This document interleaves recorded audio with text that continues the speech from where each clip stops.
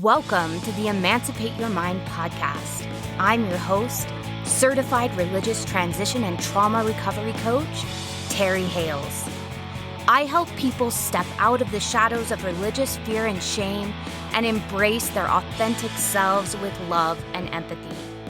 If you're ready to throw off the shackles of learned binary thinking and explore a more nuanced approach to life, this is your playground.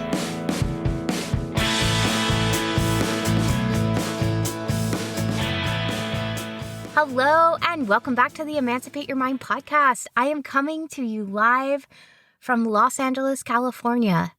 We are on day 3 of our trip. We're here with family, and we've been having so much fun today, playing games and getting reacquainted, going to the beach, and enjoying some much-needed family time. We didn't get to see family a lot during the pandemic, and so it's fun to reconnect. And I've also had lots of time to really process questions that many of you have asked about the podcast last week. We talked about internal family systems therapy last week, and there were multiple of you that said that you had tried to contact some of your exiles, some of these pieces of you that hold the pain from trauma or attachment wounds in your childhood, and that you felt a lot of resistance.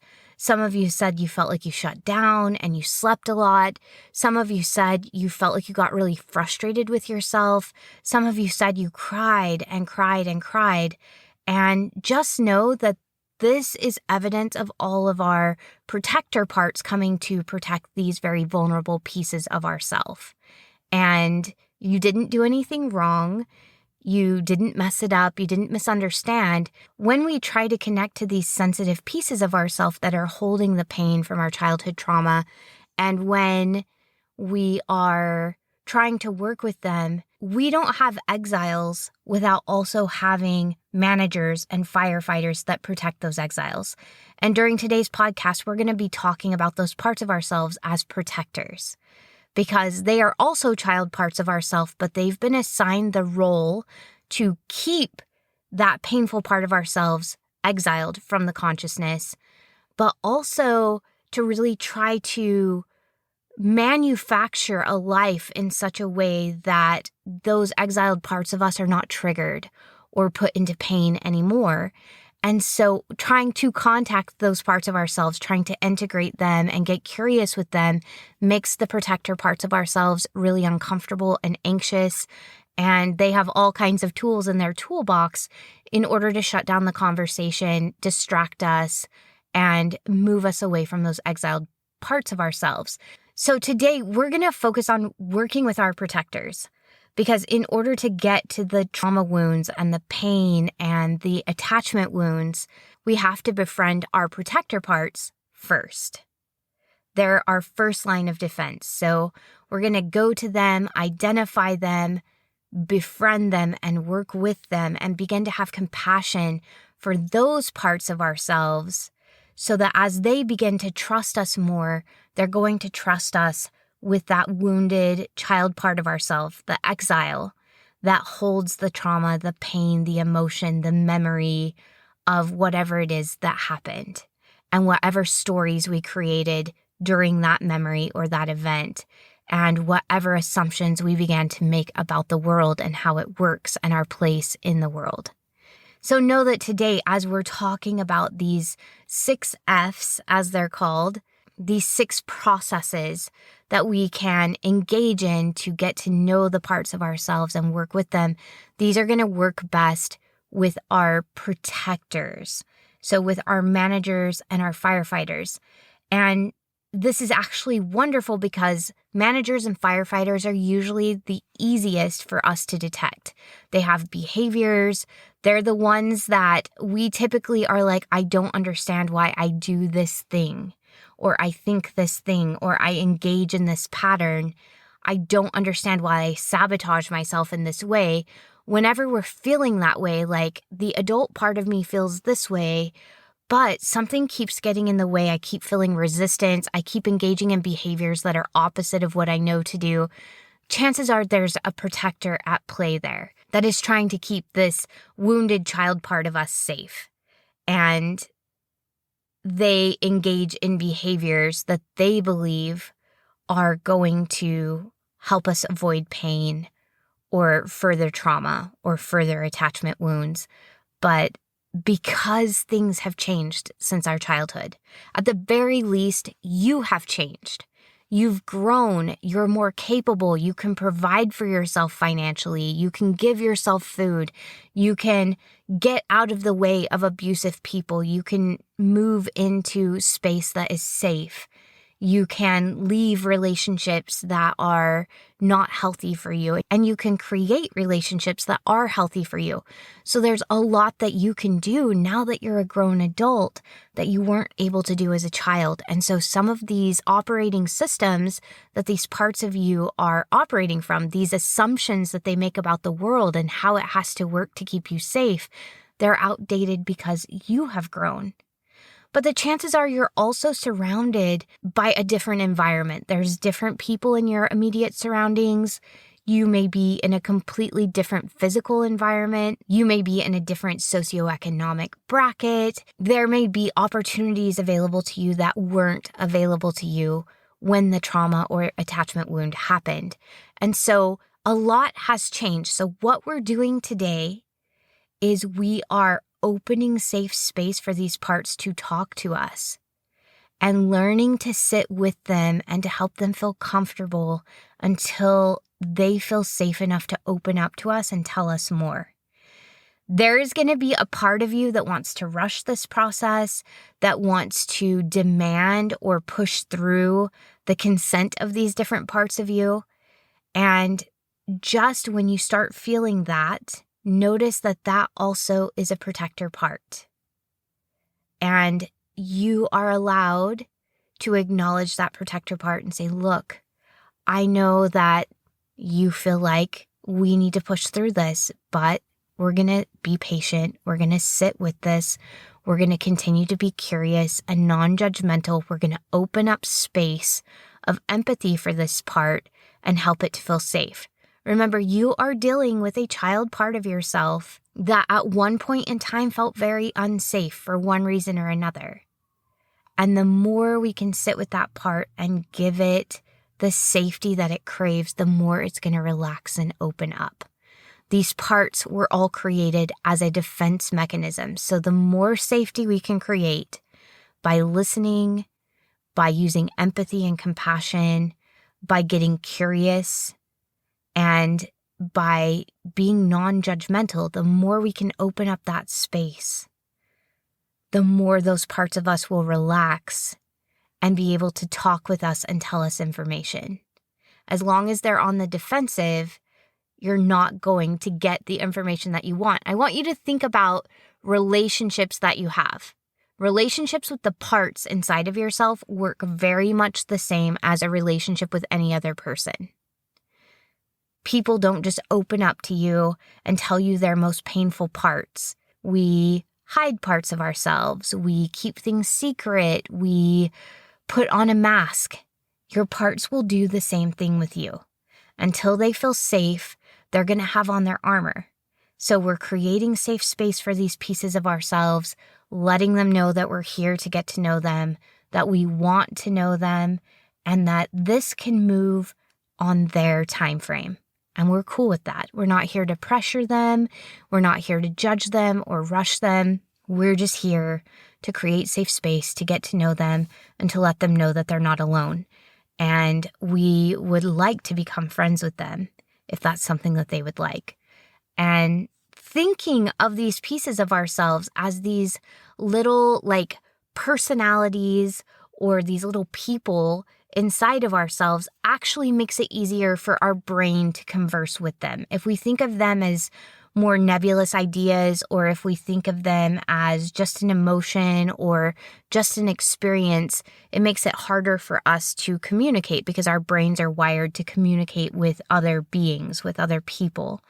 So thinking of these parts as actually little people with their own personality, their own perception of how the world works, their own age even, can really help us build relationships with these different parts of ourselves and eventually integrate them into our sense of self and have this more whole feeling inside of ourselves like we are all put together. And that's what I want for all of us. So today we're going to be talking about a process called the 6 Fs. And I'm going to be drawing from therapist Alessio Rizzo's work. They have a website called Therapy with Alessio that has a lot of information about internal family systems and how to integrate the different parts. Highly recommend their website if you would like some worksheets on how to do this and some further guidance. All right, so the very first stage is all about locating our target. That's what we're going to call it. It is the subpersonality, the part inside of ourselves that we want to work with first. And we're going to target this part and really get to know it, take some time to build a relationship. And the first thing that we have to do in order to target a part is to find what we're looking for. Is there a behavior that we have that we feel is problematic to living life the way we want to? So is there something that you're doing that you don't want to be doing anymore? And maybe it's a habit you've been trying to break, or some examples of this might be like turning to high salt or high fat or high sugar foods when you're feeling really stressed and like emotionally eating your feelings. Or it might be like piling too much work on your plate. You maybe notice that you say yes to too many things. And even though you've decided, I'm not going to do that, and you're even pausing and taking time, you still find yourself with too many things and feeling really anxious or stressed. Or maybe you're having just anxiety that is happening all of the time. You just feel anxious even when logically you're like, there's nothing to feel anxious about. You feel anxiety. Or it might be like a depressed feeling that's always kind of with you or with you frequently. Or it might be a behavior like nagging your significant other to do things. Or it might be like gossiping about someone behind their back. Noticing what the behavior is that you would like to change. What is it that feels like is problematic in living the life that you want to live? And just start there and get curious with that behavior. Another way that we might find a target is by just noticing, doing a body scan. So sitting in a quiet place, starting at the top of your head and allowing your focus to drop down and notice where the tension lives. Do you have tension in your throat or your shoulders or your heart area or in your limbs, your stomach or in your sexual organs or somewhere in your legs? Where does the tension live? Is there tension in one part of your body more than the rest? Is there anything in or around your body that doesn't fully feel like it is you? That's kind of an interesting feeling to work with. As you're body scanning, is there tension or is there something there that feels foreign? It's in you or around you, but it doesn't feel like it's you. It's something else. Is there an emotion or set of thoughts that come to the forefront when you get quiet with yourself? What comes to the forefront? This was one of the places I started. I noticed that anytime I gave myself idle time to just think, so when my hands were busy, like when I was doing dishes or I was gardening or I was driving, but my mind was idling, this was the time that some of the parts of myself would speak the loudest. I would have thoughts, repetitive thoughts that would come to mind or repetitive emotions. This was when my anger would come out. This was when some of my resentments would come out. This is when I would ruminate on arguments I had had, or when I would replay old hurts with my parents or my grandparents or even my husband. It was happening when my mind was quiet, but my body was busy. So pay attention during those times as well.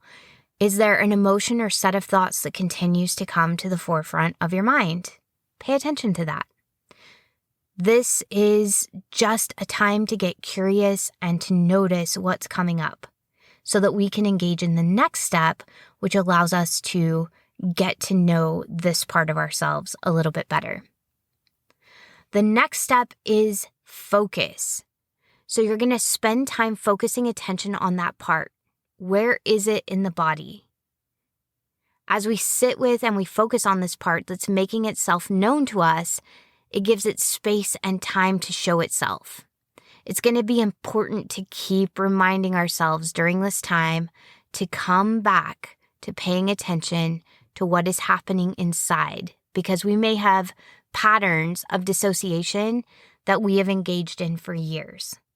So during this time, we're going to focus our attention on that bundle of thoughts, or on that bundle of feelings, or on that place in our body that has tension, or on that behavior that we continue to repeat. We're just going to let our minds focus there, and we're going to sit in curiosity and give that part of us open space to talk with us.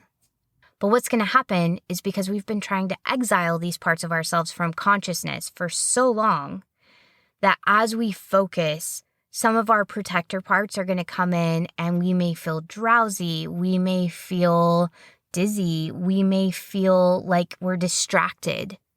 It may be hard to focus. And so even telling those parts, like, we are safe, it's okay, I'm just getting curious, just looking, nothing can hurt us right now, and reminding ourselves to come back and pay attention. So this is a mindfulness practice. And when our thoughts float away or disengage or get drowsy or dizzy, or our body does something, no judgment, those are our protectors. I usually thank mine. I say, thank you, I can feel you protecting me. I have the tools I need to be safe. I won't go any further than we feel safe with. Right now, I'm just getting to know you all. And I'll bring my attention back. And when I was first learning to do this, I had to do this sometimes every 2 or 3 seconds. I'm safe. It's okay to get curious. And I would bring my attention back to the target. And then eventually my protectors would kick in again, usually every couple of seconds. I was so defensive inside my body. And I would even catch myself like judging myself for doing that, and having to remind all these protectors, we are safe. It is safe to focus our attention here. So some of the phrases I would use to remind myself are, there are no bad parts. All the parts are welcome here. And I am strong enough and healthy enough to handle whatever comes up. That was one of them. Can I allow myself space to let the part that is emerging be there? This was a question I would sometimes ask myself to see how prepared my protectors felt to let me get in touch with this part. So I would say, is there space for me to let this emerging part come up? And sometimes just reminding myself I'm making space for all of my parts would let my protectors relax enough to get to know whatever the target was and to bring that into consciousness. But sometimes I would definitely feel inside of myself, no, there is no space. And I would change my target at that point. If I got a strong no, I cannot allow myself space for this, I now knew that my new target was whatever part of me was saying no and feeling very threatened by getting to know this part. And I would change my focus then to that part. And just allow myself to sit with that part and help it feel safe. So that's one of the beautiful things about this practice is at first, we may be focusing on one target, but as protectors come in to try to protect certain parts of us that feel too painful or too tender, we may change our target to whatever the voice is that is giving us the loudest resistance. And then we sit with that part, with curiosity, without judgment, and we just create safe space for it to tell us whatever it wants to or feel safe enough to tell us at that point. Now, once we've focused on that for a while and we feel the space open up and we feel that part of ourselves sort of starting to relax into the space, we feel connected, there isn't as much pushback from different protectors, we move to the third F, which is flesh out. as we create space for this part of us to feel welcome and safe enough to reveal itself, it's going to start giving us more information. We'll become aware of bodily sensations, emotions, and thoughts that come with this part of ourselves. And we may also get mental images of things as we focus on this part. So, for instance, there were parts of myself that gave me the mental image of a memory where I clearly knew what age I was, what was going on, what I felt, what the emotion was that this part of myself carried around the most, what my needs were. But there were other parts of myself that were a little more difficult to pinpoint. One of the parts of myself gave me the mental image of a wolf. And when I sat down to draw whatever came to mind, and that is another wonderful thing you can do during the flesh out stage, if you feel artistic at all, is choose the colors that feel associated with this part of you and draw whatever comes to mind. Just allow yourself to kind of freestyle and draw. It doesn't have to be coherent. I had pictures that were just different shades of gray and black. I had pictures that were different shades of yellow. I had pictures that were indescribable blobs of different colors. But allowing myself to get imaginative and creative helps us tap into the self with a capital S, that compassionate, courageous, connected, and calm part of ourself that is able to help us heal all the other parts. So getting into that artistic, creative space helped me to trigger the self with a capital S and help the part feel safe enough to express maybe what I didn't have words for. And there were some of the parts of myself that I think were pre-verbal. And that's the reason they didn't have words, because the parts of ourself are frozen in time when the trauma happened. So there were parts of myself that still thought they were two.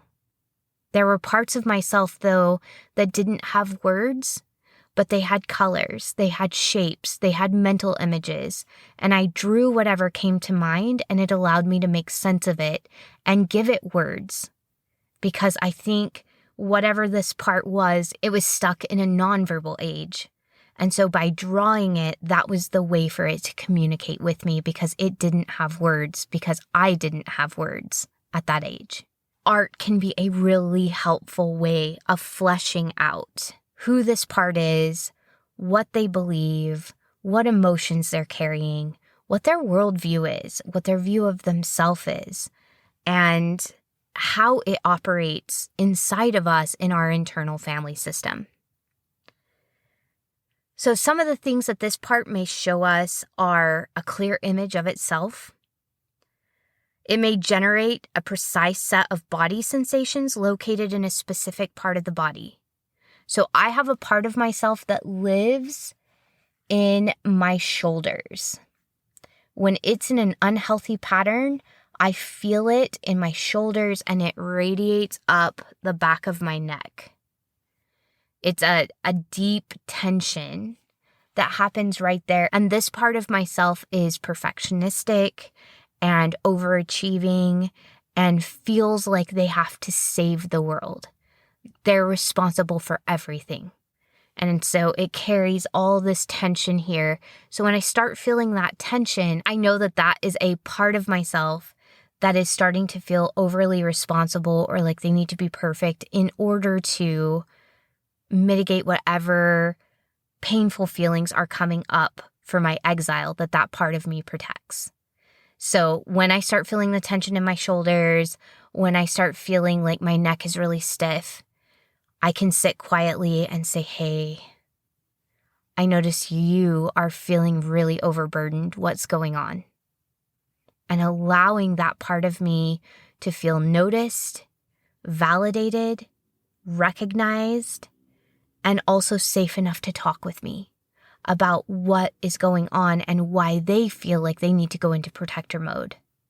It teaches me so much about myself, and it helps these parts of myself feel like they're important and they're seen and that they're less alone. They don't have to carry this burden all by themselves. Another thing that the parts might start to provide to you during the flesh out stage is they might start to provide you with memories. So maybe they don't give you a clear version of who you are, but maybe they start to give you memories of what happened when that part was created. It's interesting because one of my parts, what happened is as it started to give me more information about itself, I had the distinct smell of camphophenique. And I don't know if you know what camphophenique is, but it was something that my grandmother used to put on my scrapes. So when I would scrape myself or, scuff my skin when I was running around and playing on her property, we would go in and she would put on camphophenique on my wound before she bound it with a bandage or whatever. And so there was a part of myself that had grandparent trauma that was really tender. And the thing it felt safest sharing with me at the very beginning was the smell of camphophenique. I didn't know what age I was.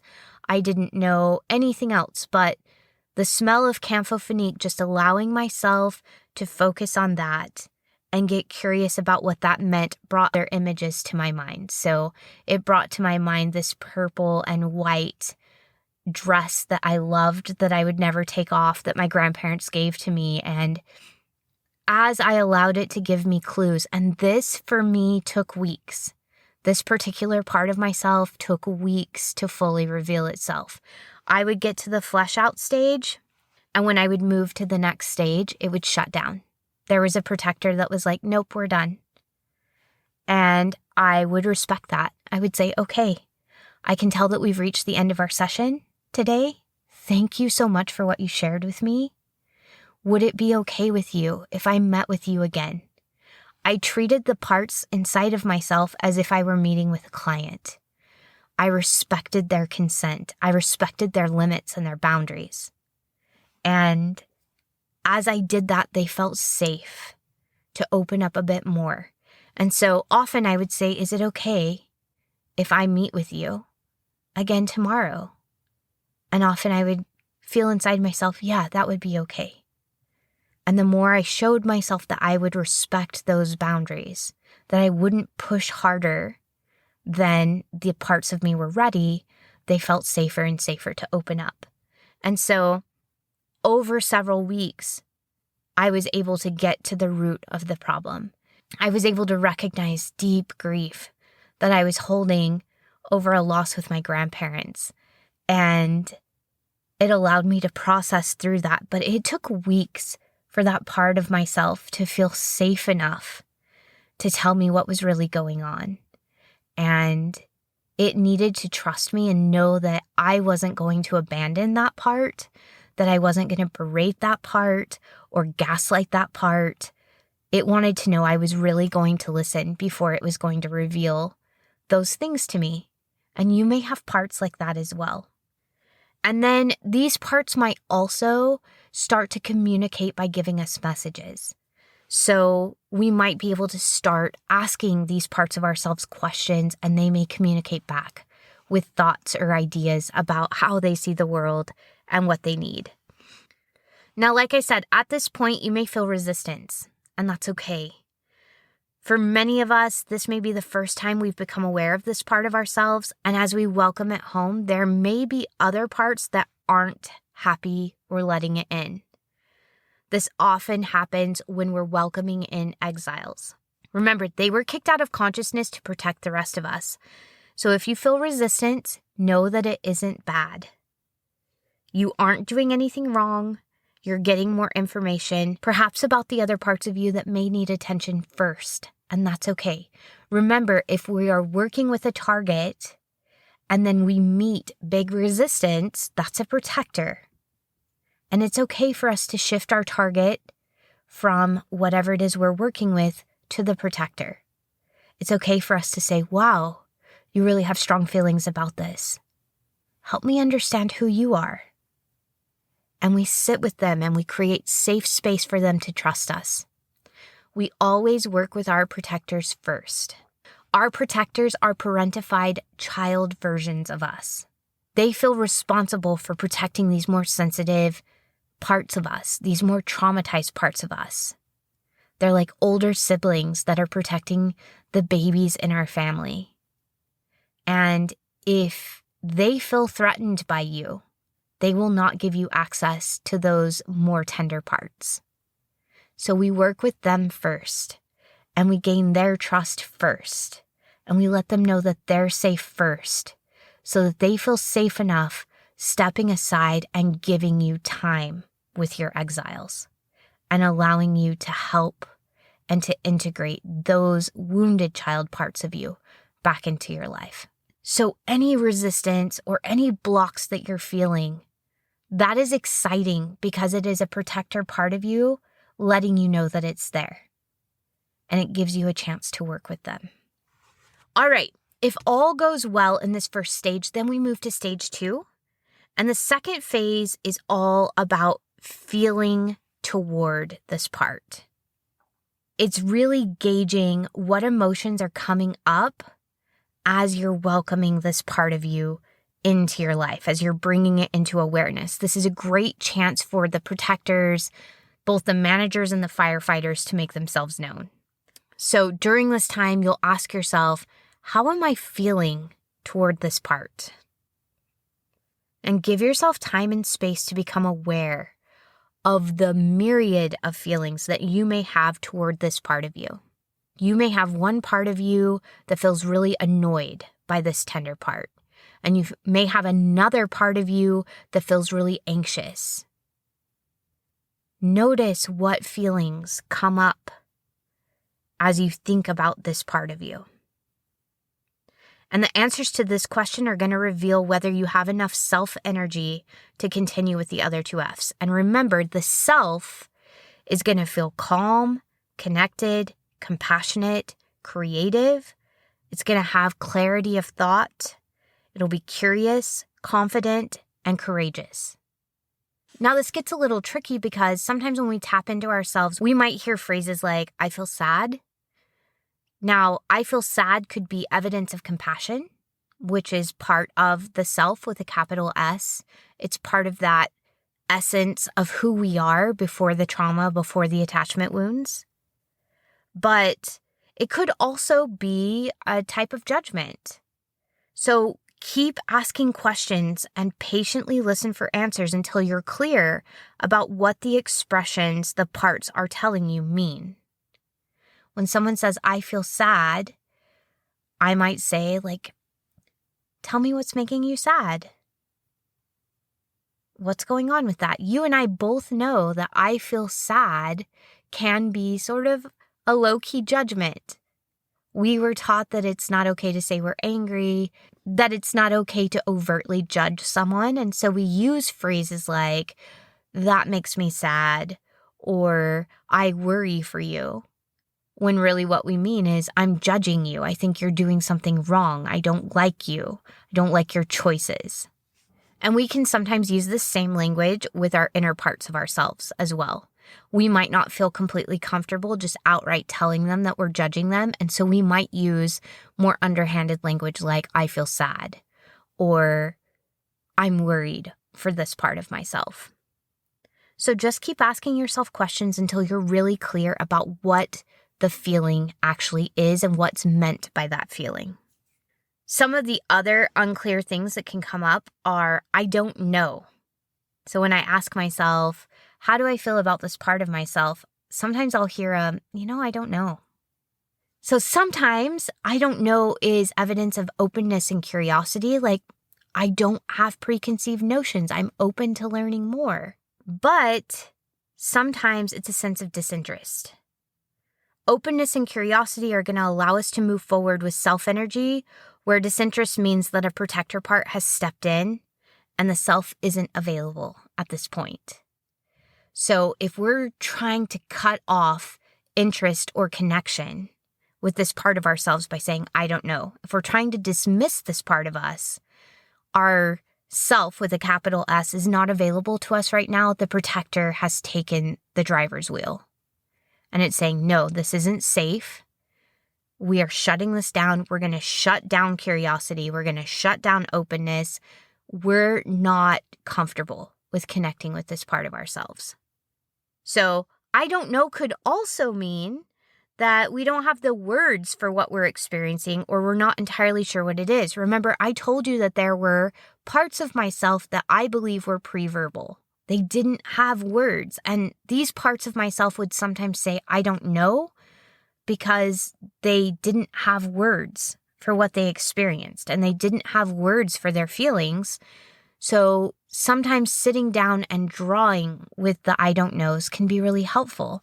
Sometimes they can tell me in pictures or in memory sequences or in smells or in sounds, things that they couldn't tell me in words.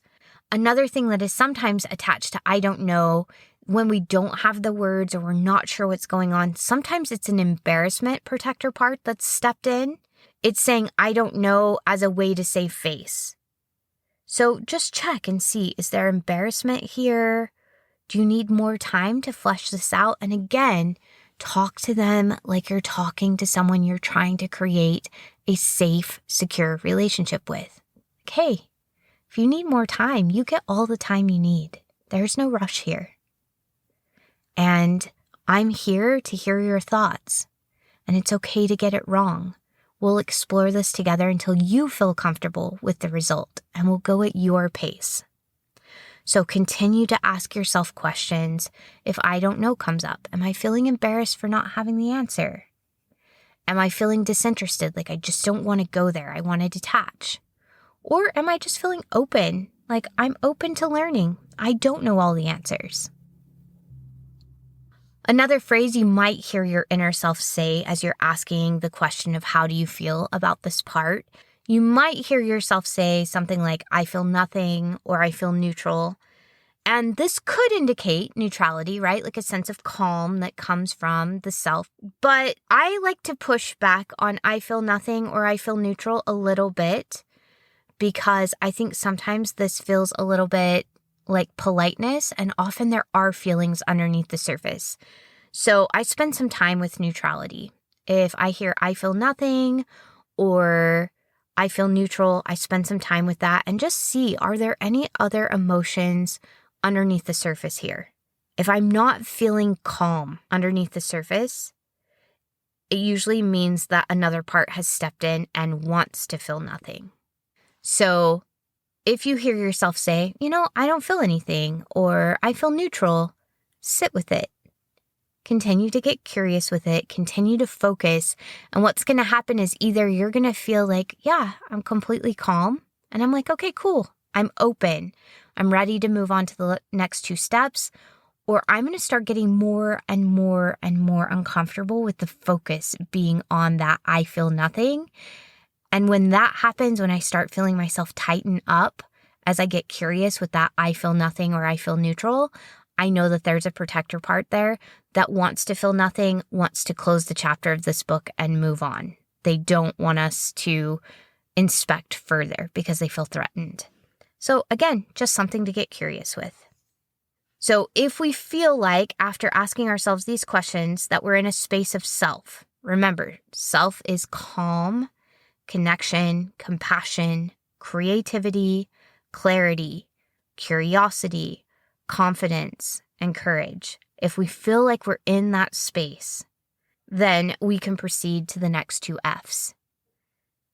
If there's not enough self-energy, we then have two options.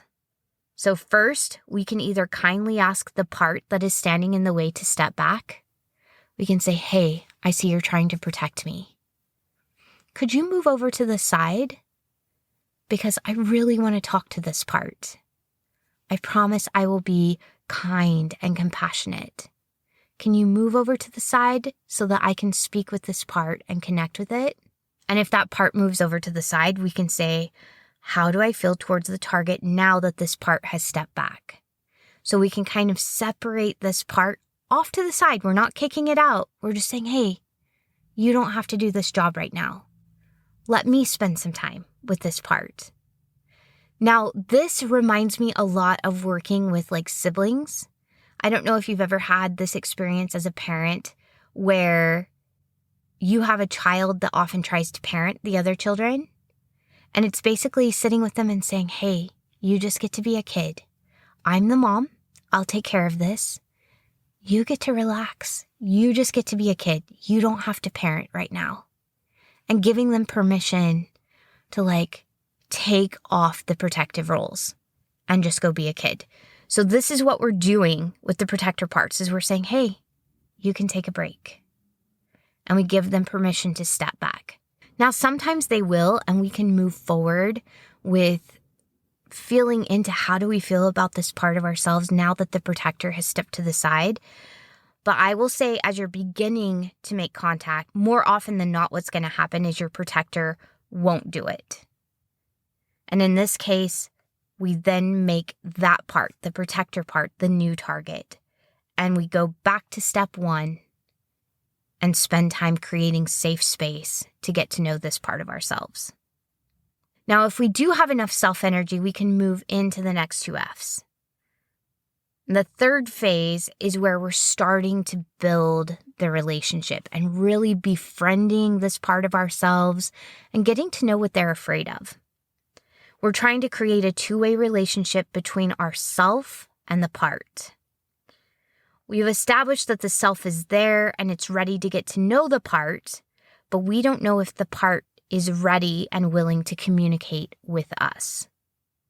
So during this phase, we're going to ask questions like, is this part aware of you? Is this part aware that there is a self observing it or trying to make connection? Is this part willing to connect right now? And allow time and space for the relationship to blossom organically and at a pace that the part feels comfortable with. Remember, we're building an actual relationship here. Even though the work is imaginary, the relationship is real. So treat it that way. Treat this part of you with kindness and respect. Give it space. Allow it to have boundaries. Allow it to give consent. And allow it to reveal itself to you at a pace that feels safe for it. The cool thing is, just a side note, as we practice creating these relationships with our parts, we actually get better at creating relationships with people outside of ourselves. We become better friends. We become more curious with other people. We become more compassionate and more tolerant and all the things that allow us to connect better with people outside of ourselves in the real world. So look at this as a relationship practice. We're connecting with all these different pieces of ourselves. It makes us so much more cohesive as a person. It makes us more compassionate and kind to ourselves and also more aware and accountable. But all of this helps us connect with others so much better. Now, during the befriending stage, some of the questions I love to ask as the parts feel safer with me and I can feel them relaxing and opening up is asking them how did you get your job? What is your job? And how did you get this job? And I'll ask it things like, do you like your job? Would you do your job any other way if you could? If you didn't have to do this job, is there something else you would like to do? And then I ask things like, how old are you? And this one is really telling, how old do you think I am? Some of my parts believed that I was still a child, that I was still in a place of vulnerability, and it was working so hard to protect my adult self because it thought we were still in danger. And just knowing that these parts thought I was still young allowed me to have compassion for them and to be able to sit with them and reparent them. Now, the other questions I like during this stage have to do with fear. And this question I find is so important. Asking the part of ourself, what are you afraid will happen if you stop doing your job the way you do it? So asking the anxious parts of myself, what are you afraid will happen if you stop feeling anxious? What are you afraid will happen if you stop emotionally eating? What are you afraid will happen if you let people into your life and you took down the armor? What are you afraid will happen if you quit trying to be perfect? What are you afraid will happen if you don't achieve all the things? Allowing ourselves to sit with those questions and hear what these parts of ourselves tell us is one of the most beautiful and sometimes heartbreaking experiences I think we can have with ourselves. Hearing these child parts of ourselves say, if I'm not perfect, no one will love me. Or if I don't achieve all the things, then my mom's sacrifice wasn't worth it. I have to prove to my mom that giving birth to me was worth it. Heartbreaking. Also, it tells us what our wounds are and how we can care for these parts of ourselves. And once a relationship is established, we're in a position to ask two key questions to the protector. The first one is, what do you achieve by doing your job? So I like asking them, oh, that's a really interesting job. What happens because you do your job? What do you achieve by doing that? And just listen to what they tell you. And like I said, the other question is, what are you scared would happen if you stopped doing your job? These two questions, what are you achieving by doing your job? And what are you afraid would happen if you stop doing your job, gives you so much information about the care that your inner part needs, but also about the behaviors you're engaging in. It makes things make sense. So, for instance, about 5 years ago, I was doing parts work and I was trying to work with a behavior that really wouldn't let me work out consistently past 2 weeks. I would go and I would work out and I would do great and I felt good. And then about 2 weeks in, I would sabotage. Now, there's a history in my family of neurological problems, and one of the things my doctor was telling me is if you will work your body and stretch your body consistently, your risk of having these neurological problems goes down significantly. And if I could start now eating healthy and really moving my body regularly, not only would it help with the depressive symptoms, but it would also help with the possibility of neurological problems as I aged. So I was really wanting to do this, and I kept noticing over a course of like 6 months, I'd work out for 2 weeks, and then I would do something that would make me get out of my workout routine. And it was always 2 weeks. 2 weeks doing great, feeling good, and then something would happen, throw me off of my schedule and my routine. It would take me about a month. I would beat myself up, get myself back to the gym, feel good for 2 weeks, and we would repeat the cycle over and over again. And one of the things I've learned is when a cycle repeats, there's something going on. There's usually a part at play. And so I did some work with the part that was stepping in and sabotaging things at 2 weeks, and made safe space for it and listened to it. And I remember right at about the 2 week mark, after spending 2 weeks really making space for it, getting to know it, trying to understand what it looked like and fleshing out the character, I remember asking it before we went to the gym these questions: what do you achieve by sabotaging my progress working out? And I distinctly remember as I was walking into the gym, hearing this part of myself say, you can't get too in shape, because if you do, you won't fit in your family. I remember talking with this part of myself and saying, are you telling me that your job is to sabotage me becoming too healthy because you're afraid I might be abandoned or rejected if I become too healthy? And the part of myself said yes. And just allowing myself to understand that this wasn't a lack of willpower, this wasn't me being lazy or slothful or any of the things I'd been telling myself, the criticism I'd been telling myself for all of these years. This was my child self saying, in order to belong in my family, I can't be too in shape. I can't be too physically healthy because people like that don't fit in my family. And realizing that this part of me was sabotaging working out because to that part of me, belonging felt more important. Being accepted felt more important. And understanding if I got too physically healthy, it would trigger things inside of my parents that might make their own protectors come out to play and create even more tension in our relationship.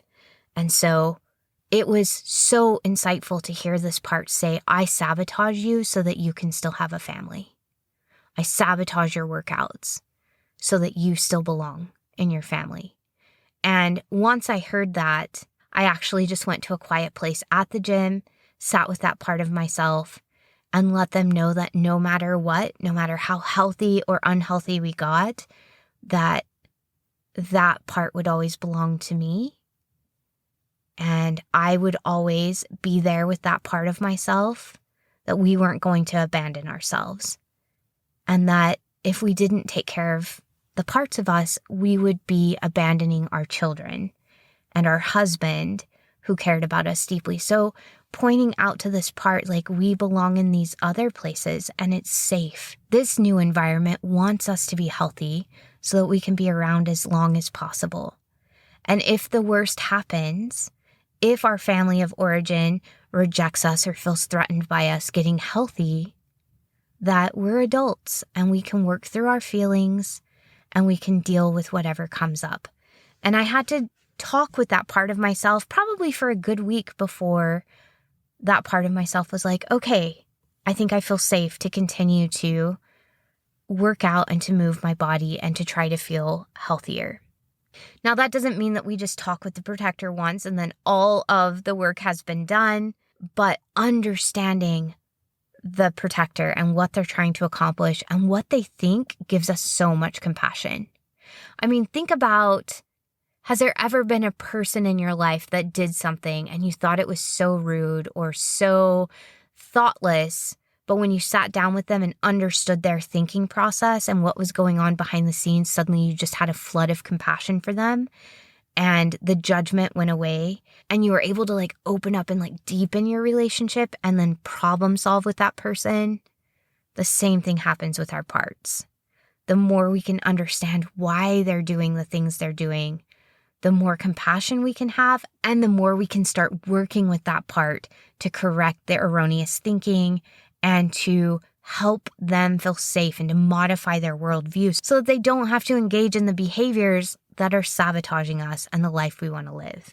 The cool thing is during this phase, as the part feels safer, it might change its behavior. It often changes its behavior, I should say. And it might reveal information it previously kept secret. So just like any relationship, when we feel safe with another compassionate person, we may reveal things about ourselves that we may previously have kept hidden. Your inner parts are going to do the same thing.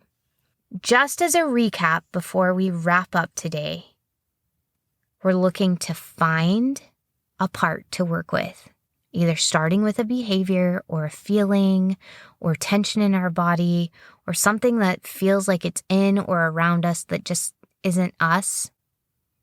Then we're going to focus our attention on that part.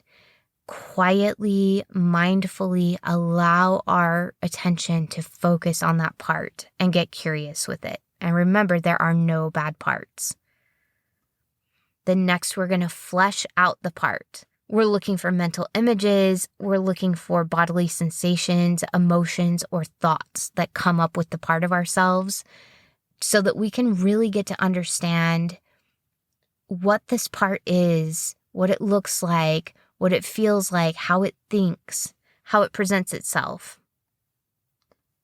Then, if that has gone well, we move into feel toward. And this is where we're getting curious about how we feel toward this part that we've identified. This is going to allow us to find our protectors, our managers, and our firefighters. If we get to a place where we feel like we have self-energy, meaning that we're feeling calm, connected, compassionate, creative, clear, curious, confident, or courageous toward this part of ourself. Then we can move to the last two F's, which are to befriend. I know, it's they kind of fudged that one a little bit, right? The F for friend is supposed to be the F, but it really starts with a B. But befriend, and this is how we're getting to know how this part of us feels about their job and how they got their job and how old they are, and just really getting curious and getting to know this part. And then the sixth F is fear. What is this part afraid would happen if they stop doing their job? This is the exercise for this week. This is going to get better with practice. So give yourself permission to start practicing, to make mistakes, to get curious with the different parts of yourself, and just start opening up some space for these different parts to feel safe, to start revealing a little bit to you. The more we can accept those little bits that the parts give us with gratitude and with empathy and without judgment, just being curious, the more they'll reveal over time. And the better and better and better of a relationship you're going to build with yourself, and the more cohesive you're going to feel, and the more you're going to feel like you can overcome whatever obstacles come your way. And you're going to feel like you're not at war with yourself. You're going to feel like you're all on the same page, and when one of you isn't, that you have the relationship to be able to sit with them, listen to their thoughts, listen to their fears, and work with them to move past them. So this is my hope for all of us. I hope this was helpful for you, and I am looking forward to hearing your experiences as you work through the 6 F's with the parts of yourself.